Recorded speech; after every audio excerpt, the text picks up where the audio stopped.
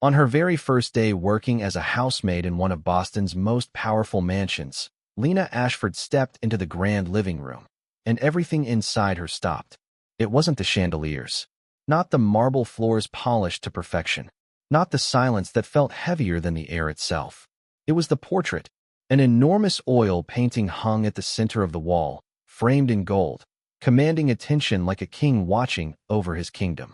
And the moment Lena looked at it, her blood turned cold. Those eyes, cold gray blue, sharp, unforgiving, familiar. The strong jaw, the messy dark hair, the faint, crooked smile, the same smile she had seen every single morning. On her daughter's face, Lena's breath caught in her throat. No, that's not possible. Her fingers trembled at her sides. The world around her blurred. The voice of the lady of the house, still speaking, still explaining family history, faded into nothing but distant noise. Because Lena wasn't in that room anymore.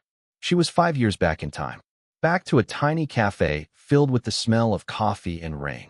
Back to a man who called himself Jack. He used to come in every morning. Same time, same order. Black coffee, no sugar. He would sit by the window, sunlight touching his face, those same gray-blue eyes watching her like she was the only person in the world. He laughed easily, burned instant noodles in her kitchen, left sauce stains on her apron, and kissed her forehead like it was a ritual, like she mattered, like she was his home. And then one day, he vanished. No goodbye, no explanation, no trace, as if he had never existed at all. 5 years. 5 years of silence. 5 years of raising a child alone. 5 years of wondering if she had imagined him.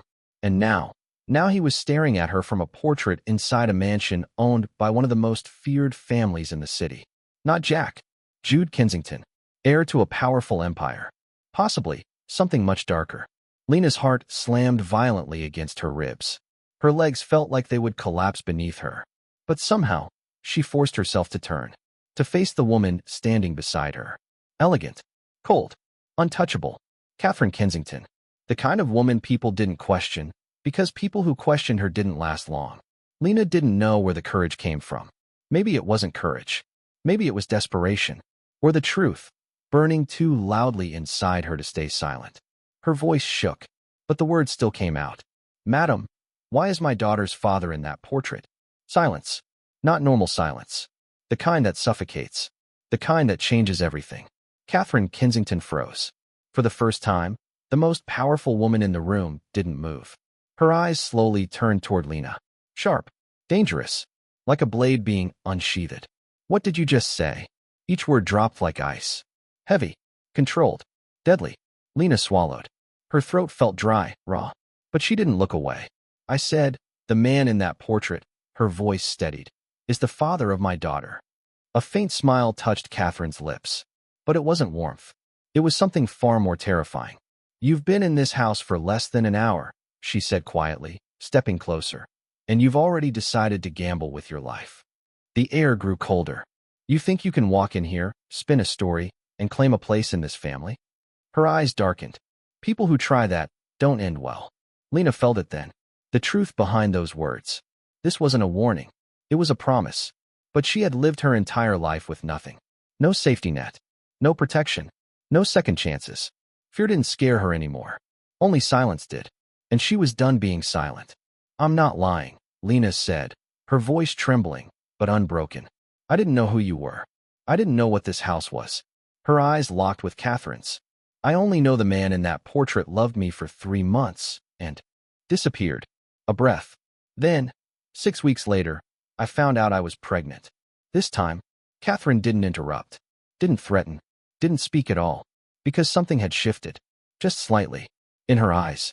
My daughter's name is Phoebe, Lena continued softly. She's 4 years old. I raised her alone. No help, no family.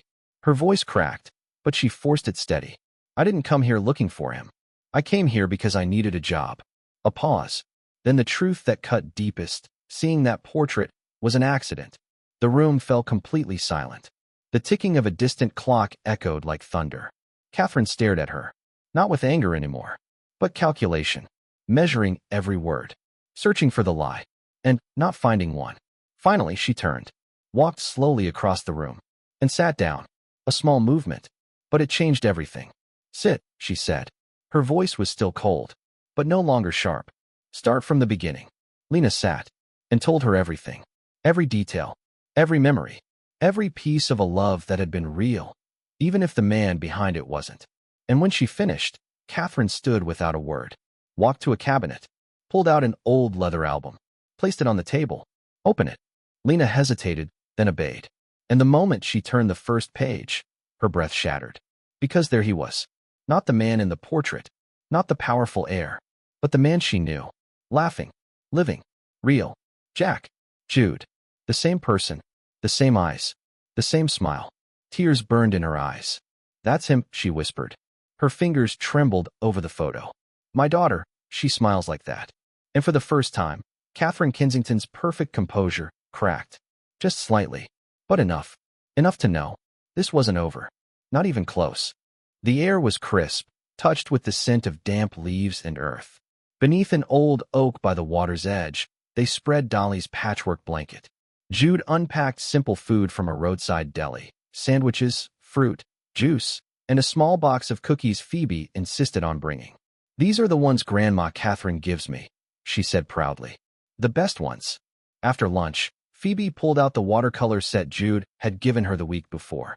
She sat at the edge of the blanket, painting the lake, head bowed, tongue peeking out slightly in concentration.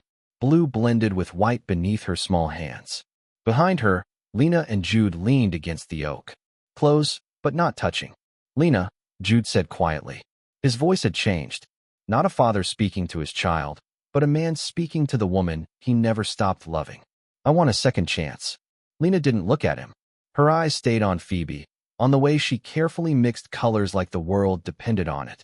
Not just because of Phoebe, he continued, voice low, unsteady. Though she's the most important reason, but because of us. What we had never truly ended. He paused. 5 years, Lena. I carried your name with me. From Boston to London. Every night. A faint, almost broken smile touched his lips. Brennan says I'm crazy. Maybe I am. But in all that time, I never met anyone who was you. Slowly, Lena turned. His gray-blue eyes met hers, unshielded. No power. No armor. Just him. I'm afraid, she whispered. Of your world. It took you from me once, it could take you again. Or worse, it could reach her. Jude didn't argue. Didn't promise. Didn't lie. Don't believe my words, he said. Watch my actions. I'll prove it. Every day. Before she could respond, Phoebe came running toward them, holding up her painting. Look. In it, a blue lake, red and gold trees, and 3 figures standing side by side. Together. Above them, in uneven letters, Family. Lena stared at it. Then at Phoebe. Then at Jude. Slowly, gently, she placed her hand over his. The first time in 5 years. One step at a time, she whispered. Jude turned his hand, threading his fingers through hers. But together, the week after the picnic felt almost too perfect.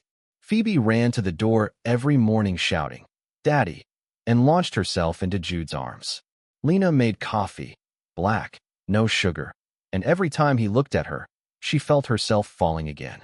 Even Catherine Kensington, cold, untouchable, invited them to the main table. Phoebe sat proudly, her stuffed bear biscuit given his own seat. It was acceptance. Real. And that's what terrified Lena the most. Because life had taught her one thing. Beautiful things don't last. Then she saw the SUV. Black. Tinted windows. Once that meant nothing. Twice, it meant everything. A man watching. Asking questions. About her daughter. That night, Jude came. But not as Daddy.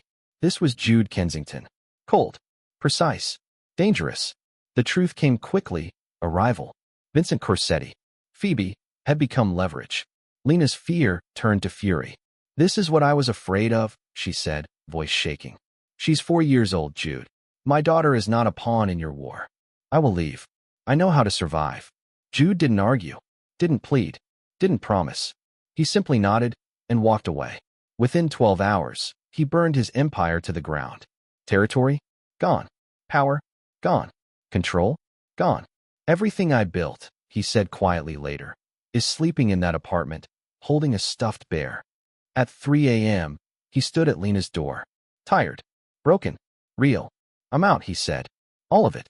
It's over. Then he unrolled blueprints across her small kitchen table. A house. Warm. Bright. Alive. A studio for you, he said softly. An art room for Phoebe. A swing in the yard, because she asked for one. This isn't buying love, he added quickly. It's a promise. To build something. Clean. Something real. Lena traced the lines with trembling fingers. I'm not afraid of being poor, she whispered. Or being alone. She looked up at him. I'm afraid of never belonging. Jude stepped closer. You belong, he said. Here. With me. Their first kiss in 5 years was hesitant, fragile, then real. Years of pain melted into something soft. Something new. This is a yes, isn't it? He whispered. Lena smiled, unguarded. This is, let's build it together. And they did. A home filled with light. A child's laughter. A swing moving gently in the wind. A painting on the wall that said, family, some stories don't come back easily. Some love takes years, pain, sacrifice. But sometimes, if you're brave enough to open your heart again, life gives you another chance. Not perfect, but real, and worth everything.